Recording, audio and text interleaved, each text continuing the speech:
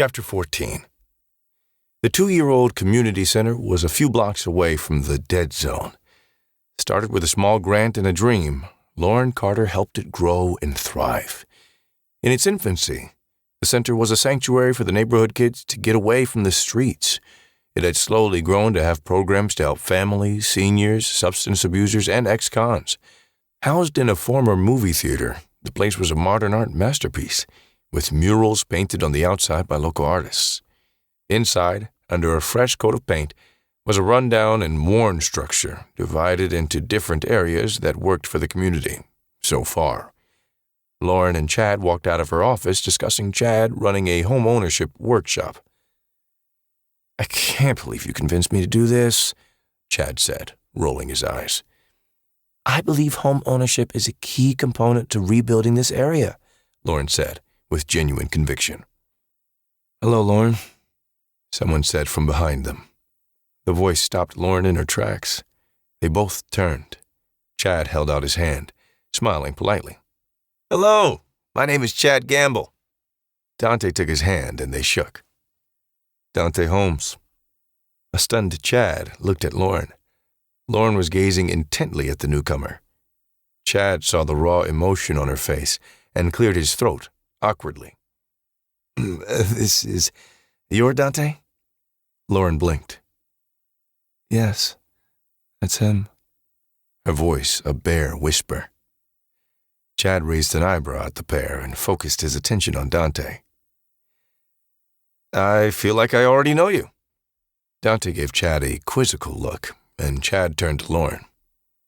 "I have a meeting I have to get to across town," he said, turning to leave.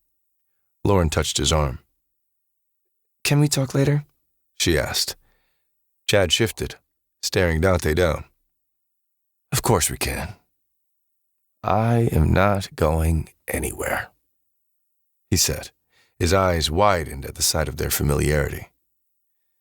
Unable to stand the sight of it, his face twisted with irritation, and he spun on his heels and left. "I am sorry if I messed things up with your guy," Dante whispered. "Why does it matter to you, Dante? You left a long time ago. Why are you back?" The anger coming from Lauren surprised them both. "I graduated, and I'm back home now." "Your family must be happy." "My family is not the only reason I came back here," he explained. Lauren broke eye contact and stayed silent, not trusting herself with the man she thought she would spend the rest of her life with. "You look more beautiful than the last time I saw you," Dante said. His words pulled her out of whatever momentary trance she was in. "Of course I do," she replied, not looking at him. "The last time you saw me, I was crying my eyes out, trying to convince you to take me with you." Dante hesitated for a moment. "I knew you didn't really want to come." Lauren moved closer so no one else could eavesdrop.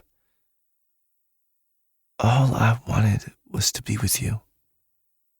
"And I wanted to be with you, but I knew you wanted to stay here because you had a plan to make this city better." Dante gestured around the center. "This is your dream, and I couldn't stand in the way." Lauren willed her face not to crumple with pain. "I believe we both could have made our dreams come true," her voice cracking with emotion. Dante shook his head.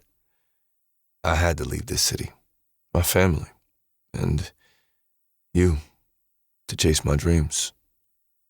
A tear ran down her cheek. "But did you need to forget about me to make your dreams happen?" "I never forgot." Lauren held her hand up to silence him. "I tried to contact you," she whispered. "I even went to see your grandmother." The revelation surprised Dante. "You went and saw my mom, Edna? She never told me." "She told me you need to forget about this city to focus on school, so I stopped trying to get in touch with you." Dante wanted to say more, but couldn't find the words. A young woman walked over, looking uncomfortable. "I'm sorry to bother you, but the mayor's office is calling about the grant." She looked between them. Lauren turned to the woman and became the professional director of the center, whom everyone was used to.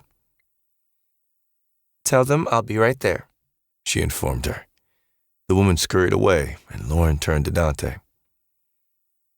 I hope you find what you're looking for, and I hope you stay in the city. This place could use good people like you in it. Thanks, he muttered, dejected. Listen, Lauren held up a hand to stop him. As far as us, let's just say that dream died a long time ago, she said curtly before walking away, but stopped and turned back to Dante. The other night, Chad dropped me off, and I thought someone was... She hesitated. It was me. I know. They shared an intense look. She turned and left. Dante watched as she walked out of his life, like he did to her 4 years prior. Chapter 15. Kira realized two things at that moment after the king pointed the device at her. That the pain she felt was from her biting her bottom lip so hard that she drew blood, and the device was a remote for the sound system. Slow, hypnotic music filled the room.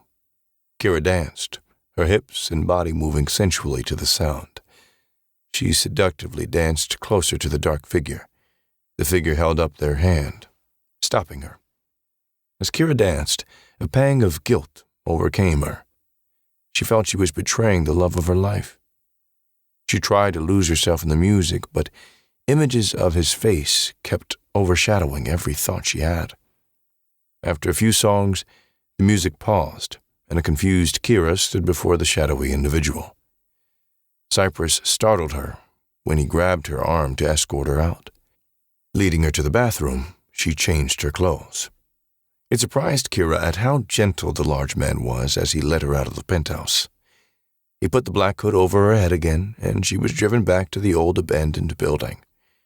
He took the hood off and gave her back her cell phone, which gave her some relief, then handed her a thick envelope with cash inside.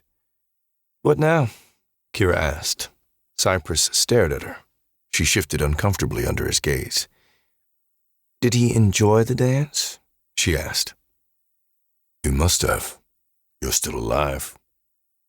Kira felt terrified. It must have been spread across her face because the big man's infectious smile caused Kira to follow suit. Oh, he enjoyed it, he said.